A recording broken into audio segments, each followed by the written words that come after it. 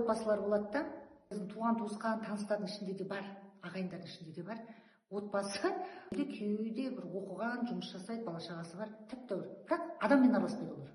Туған туысқанымен де араласпайды, достарымен де араласпайды, өзімен өзі. Нала де іште жарылып кетпей ма деп ойлайсың ғой. Сондай өте бір күмәнді отбасылар болады. Олардың ішінде бір өкпе реніш толып жатқан секілді, әлемге, қоғамға, бүкіл туған туысқанға бір қайнап жатқан бір өкпе реніш бар секілді.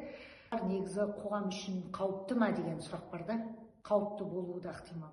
Себебі біз отбасында қандай балалар өсіп жатыр, ойлап қоюымыз керек. Бірақ та адамды қотыратқа қотырат, соқыратқа соқырат дейді ғой. Өзі солай өзі қосып қояды Құдай. Болады бір тәп-тәуір бауырың еді, немесе тәп-тәуір сіңлің, немесе інің деген секілді ғой, немесе аға жеңгең. Отбасы болды, жоқ, есік жабылды, әлем жабылды. Өзімен өзі не істеп жатыр деп ойлайсың ғой. Аналарды ойлап басым ауырып кетеді. Не істеп жатыр, қалай өмір сүріп жатыр, не ойлайды олар деп.